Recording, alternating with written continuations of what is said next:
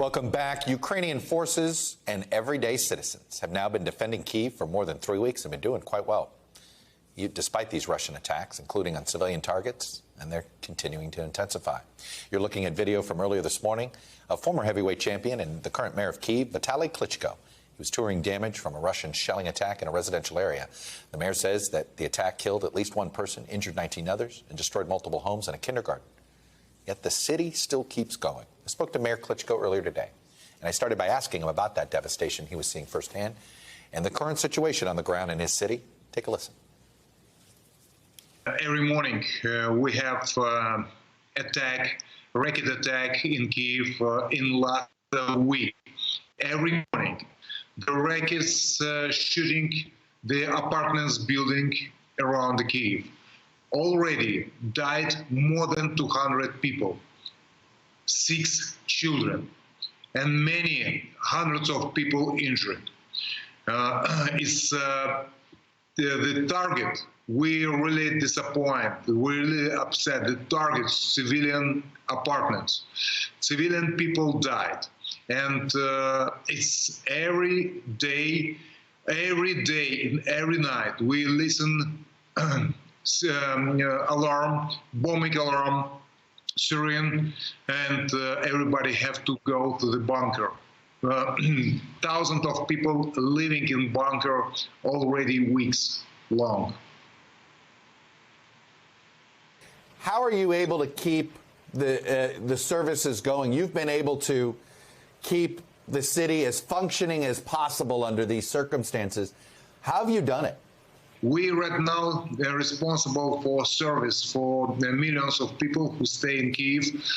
We have actually electricity, water, heating, gas, and for services. A couple of days ago, the racket shooting in gas, we have huge explosion, and we fixed the problem in a couple of hours, but the risk is huge, and if the electricity will be not in the Kyiv, it will be big infrastructure problems, because it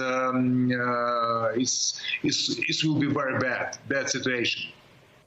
You've seen the reports of other mayors being kidnapped in other cities. You've seen what they're doing to Mariupol, trying to essentially starve the city of resources. Have you thought about how concerned are you that you're a target? You personally are a target of Russian forces for kidnapping purposes, propaganda, or worse. And how much protection do you have? Actually, nobody have safety in our city. Nobody have safety in our country. It's every citizen of our country is target, especially self-government. The Russians try to kidnap the mayors of another city. By the way, a couple of days ago, the mayors of Gostomel who bring the medical staff and food to the citizens was killed from Russians. Yes, of course, the Russians want to destroy the infrastructure and bring the chaos to the cities.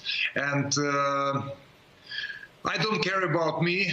I'm care the citizens give me rights to defend the interest of people in my hometown. It's priority for me. Not. I don't think about me by myself, but I more care about the citizens who have to receive become the service, medical care, food.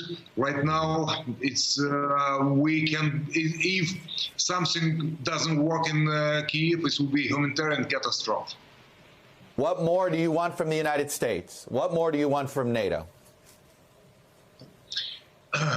Stop economical relationship with Russia, because every dollar, every euro, what Russia's economy became, they invest not in the economy, they invest not to the people, they invest this money to the army. And after that, we have horrible results in different countries as Georgia, Transnistria, and right now we have horrible pictures from our country, from Ukraine.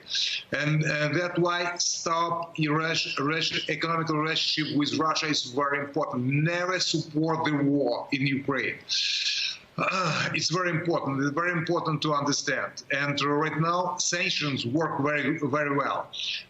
Ukraine needs support, economical support, political support, financial support. We need modern weapons because we have to defend our country from one of the strongest armies in the world. And our soldier is heroes who have will and spirit to defend our children, families, and future of our country. You have described Ukrainians and Russians, your brothers. These are brother nations.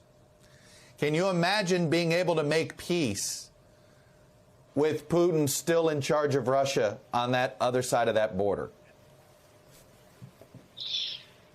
Russians use media as propaganda.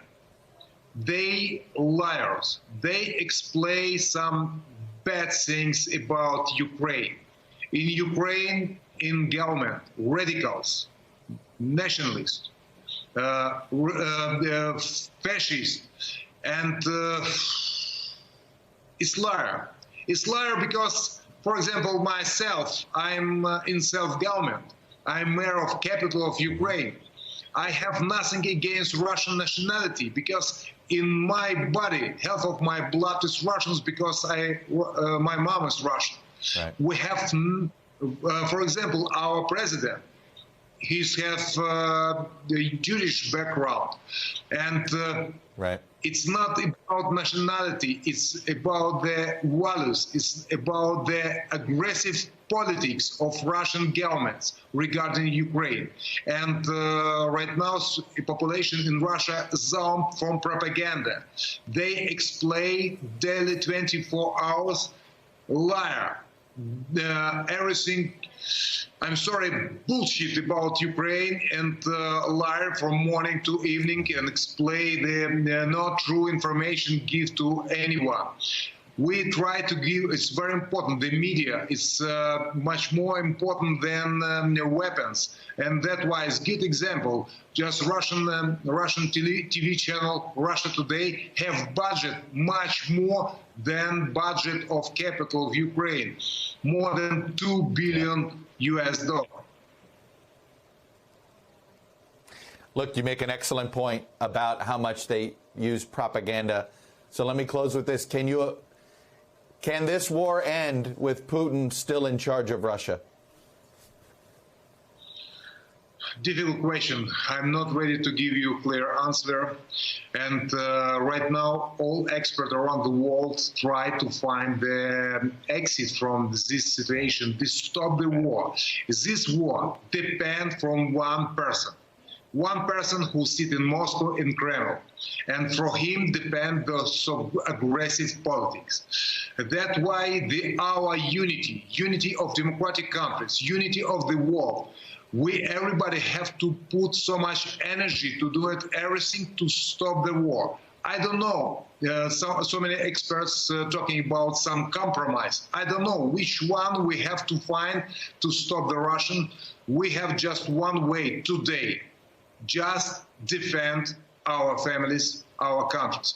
By the way, I'm very appreciative for government of United States, very appreciate for humanitarian help, very appreciate for financial support, very appreciate for weapons delivering because we stand in front of one of the strongest armies in the world, and our soldiers show the great performance because they have a spirit, they have a will. We defend our homes. Mayor Klitschko, you're defending our values too. So thank you for the fight, and I hope we have your back. Thank you, Mr. Mayor. Stay together with Ukraine. Thank you very much for your help.